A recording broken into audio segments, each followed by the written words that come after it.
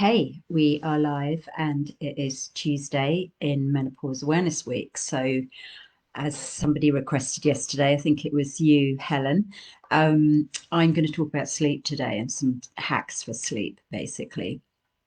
So, I'm going to run through a few useful things that I find can be really helpful. And obviously, I've found my clients can really benefit from. So, those of you that don't know, I'm Caroline Gaskin. I set up this group in 2019, I believe, and it's been going really strong with lots and lots of advice and support. And it started out with a small group of friends, and I really started because an awful lot of what I was seeing on Facebook was pretty negative, and I just thought, well, menopause has a lot of things which are kind of weird, to me because I've been quite healthy for a long time. And so it was quite a surprise when, cropped up with various symptoms.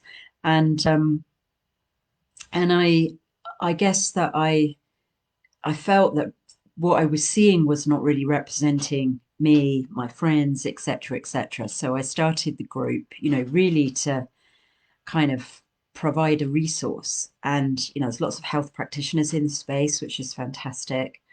And, you might know that I do training as well. So I do lots of workshops. I do courses in menopause. And we get both women coming along because they want support in their menopause, and we get practitioners because they want support in their menopause, and also, of course, to take that out to women in their space. So, there's lots of amazing provision. I often feel like I am Davida against Goliath, Davida against Davina, because a lot of the mainstream stuff is, take HRT and you'll be fine, which of course is not appropriate for some women. It's contraindicated. HRT might be something you just simply don't want to do, or you might have tried it and it just hasn't worked for you, or you might have tried it and it's worked for quite a lot, but it hasn't fixed everything. And one of the most common things I see in my clinic from women who are on HRT is that they're still suffering anxiety and they're still suffering from sleep loss. So there's something about the HRT that hasn't quite fixed everything. Might say fixed hot flushes, or they might find that, they're not, weight gain isn't so much of an issue, something like that. But sleep, anxiety are the most common things that I see that HRT hasn't fixed. So all of these things that I'm going to talk about today can be used in any situation. And yesterday we were talking about anxiety. So there's like loads of tips in there for that. But of course, one of the things I always talk about in any session, because it's so fundamental and we are so deficient, is magnesium. So hop back to that session yesterday on anxiety for a little bit more. Yesterday, I should say, actually, in case you're watching this at another time, is the 14th of October 2024, if you can believe that.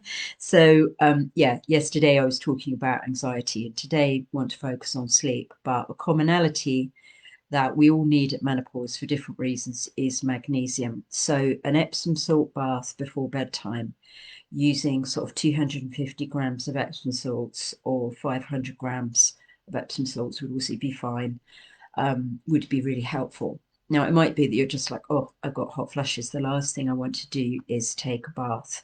So I talked about a better use spray oil, which is very good. And that's actually what I used to get my magnesium back on track when I was in perimenopause.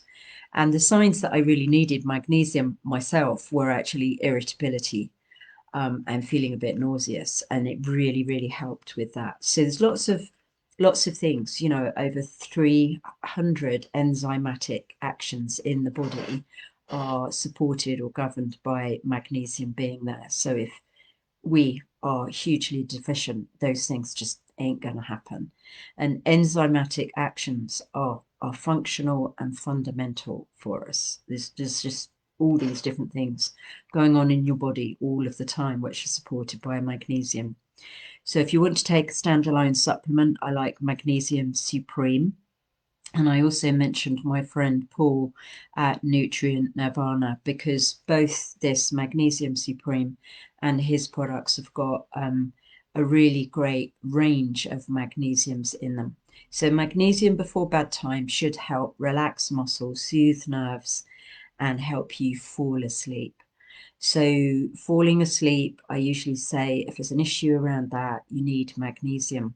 Now, a couple of other things that I really, really like that I've seen people talk about in the space recently um, are this. I really like sour cherry juice. Now, this is a brand that I personally really like, and this is the one I choose. It's a company called Platinum in Europe and the UK, and it's called Purium in the USA and Canada. Other good brands are Optima and Cherry Active. So that is a sour cherry concentrate. And what that's doing is encouraging your body to produce melatonin. Melatonin is needed to fall asleep, and we can easily disrupt our melatonin in all sorts of ways. So, key ways of disrupting melatonin, which basically is telling our body it's safe enough to fall asleep. I'll come on to that in a minute, that issue of safety. But key things that disrupt it, directly disrupt melatonin, is coffee. So, get coffee down to once a day before 12 o'clock, decent, good quality coffee, or just ditch it altogether if you know that you're somebody who, coffee isn't great for you. But yes, that might be your task at menopause to ditch it. If you need support with that, see a homeopath, because we've got some fantastic remedies to help you wean off stimulants like coffee and aggravants like alcohol, etc. So this sour cherry juice is fantastic because it enhances your melatonin, but don't inhibit your melatonin with other things. Number one is coffee. Stress can inhibit your melatonin. Glyphosates in your food chain can disrupt your melatonin, because basically what they do is they disrupt your glycine. Your glycine is an amino acid, and your amino acids are fundamental. They're the building blocks of what we call of protein. So if you've got glyphosate, which is a pesticide in your food chain, you need to get it out if you want to have adequate glycine, which cycles through the pineal gland. The pineal gland is where we naturally produce our melatonin. So kind of moving back from how do we make melatonin, we make it in the pineal gland. So reducing glyphosate in our food, getting it out of our food, getting pesticides like that out of our foods, means that we have adequate glycine and that our pineal gland has a chance of functioning properly. Meditation helps the pineal gland. Yoga Nidra helps the pineal gland in its function to produce the melatonin that you need to fall asleep and to stay asleep. So it's a really fundamental hormone for us. I personally don't like taking any form of synthetic hormone, and melatonin that you find on the market, on the shelf, is a synthetic hormone. So if you don't want to do that, get on to sour cherry juice. Learn to and encourage your body to create its own natural melatonin. Meditation, relaxing music, moving away from the blue screen before bedtime will all encourage your body to produce melatonin efficiently. Other little tricks that you can do for the pineal gland is it really responds to light. So get out of the house first thing in the morning and let natural light strike the forehead where the pineal gland sits. So it sits your third eye, it sits in the forehead. And in the morning, particularly, the sunlight, the light is lower in the sky. So it's more likely to hit your pineal gland than it is later in the day when the sun's high and it's going to hit the top of your head, if you like. So we always say early in the morning, get out, get some light on your pineal gland. So 20-minute walk in the morning will really help. Take another walk after lunch if you can. That will help lift the energy and light your pineal gland for the rest of the day. So somebody said they feel terrible after lunchtime. Somebody mentioned that in one of the comments yesterday. So it's like, get out for a walk, get out for a 20 or 30-minute walk after lunch. light up your pineal gland so that you've got sustained energy for the rest of the day. That won't disrupt your melatonin. What you need also for melatonin is not the blue light from your computer, but soft lights towards the end of the day. So I don't really like the big overhead light. I've done a blog on sleep. I'll pop a link to that below as well. So you've got your magnesium to help you fall asleep. You've got your sour cherry juice to help with your melatonin production, and a few tips: natural light and stopping the coffee or really reducing the coffee around throughout your day around menopause. So another superfood that I really like that's pretty much safe for everybody, though occasionally if somebody is super intolerant of histamine, unfortunately we are seeing more of that post-COVID, post-long COVID, and post the interventions for COVID. We're seeing more histamine intolerance issues, things like mast cell activation. You might find that this is not an appropriate superfood for you, but I'm really, in saying that, very, very few people. So what I'm talking about is ashwagandha. It belongs to what's called the Solanaceae family. So it may not be helpful for some people, but the vast majority of people are absolutely fine on ashwagandha powder. And what I would do is mix a level teaspoon of that with a little bit of raw honey, mix it to a paste with some almond milk or some oat milk, and warm the rest of the oat milk. Pour that, mix that in, and that makes a really lovely bedtime drink. So ashwagandha is what we call an adaptogen. I absolutely love that at bedtime for a relaxing drink. But as I say, just a little note of caution there. If you know you're histamine intolerant or Solanaceae intolerant, things like peppers, aubergines, potatoes, chilies, etc., may not be appropriate for you. But as I say, that's a very small number of you. So yeah, those are my things that I would say to take before bedtime. Now, for a long time, I also took CBD oil. I took it post menopause. So, the post-menopause time is when you haven't had a period for 12 months. And one of the things that I was left with was waking at what I call weird o'clock. So I'd wake up like 1 or 2 or 3 and not be able to get back to sleep. And I started to take CBD oil. I actually wanted to help tinnitus. So I have the other thing that I have is some tinnitus post-menopause. And that's why I took the CBD oil. And so it did help that a bit. But what it really, really, really helped was my sleep. So I just didn't suffer from waking up weird o'clock anymore. So CBD oil can be very helpful. If that appeals to you, I suggest taking 500 microgram strength and just starting with 2 drops AM and PM, building that up very slowly by a drop a day until you realize you really are sleeping better. Do not start with a high dose. Do not start with a lot all in one go. So this is really, really important. CBD oil works best in a relatively low strength, built up to a higher dose if absolutely necessary. So we'll put a link down below to, there's a lot of really rubbish brands on the market. Don't go and buy from one of our not very delicious high street stores. Go and source something which is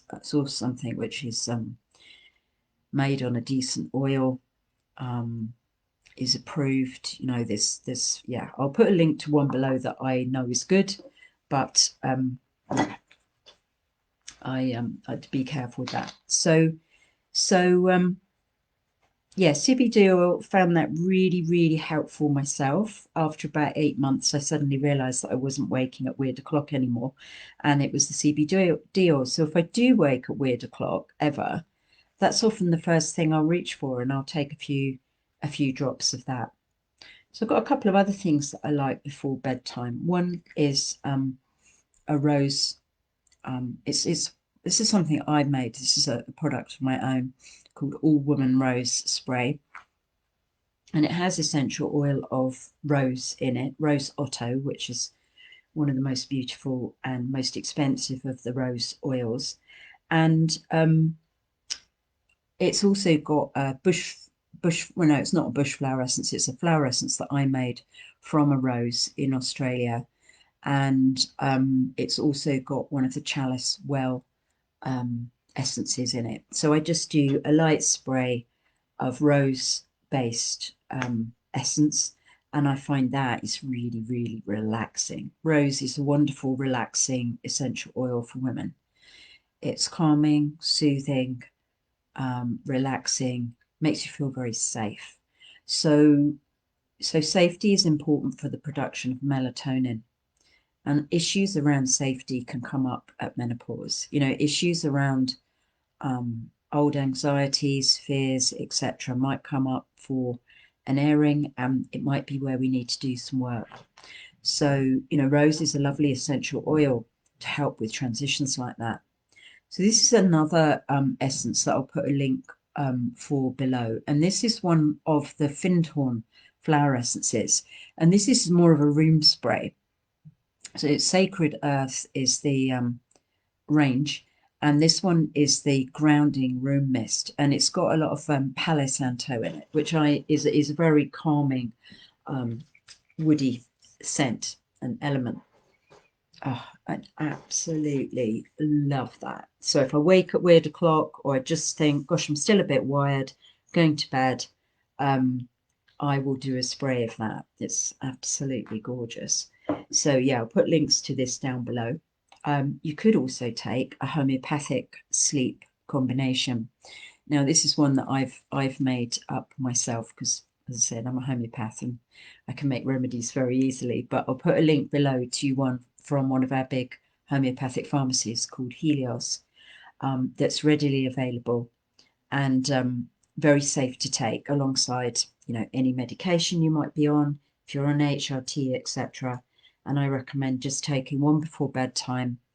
And also take one if you wake in the middle of the night. You know, perfectly safe to take every half hour at night if needed to get you into a nice relaxed state. And one more thing that I've been using for around, I think, 18 months now is a small frequency device called the Healy. Now, this is not a cheap piece of kit, but I absolutely love it. I use it twice a day, and I quite often put on the sleep programs before bedtime, and I would certainly put them on if I woke up at a strange time. So there are 4 sleep programs, all slightly different. One's bed rest, one's fine flow, and there's 2 others, and I find them really relaxing. So that's micro frequencies from a small healing device that I find very helpful. So if you're listening and you're interested in that, I'll send you a link to it. I absolutely love mine. Wouldn't be without it. It's got lots and lots of other programs on it. So it's got programs that I use for travel, like sort of general defense.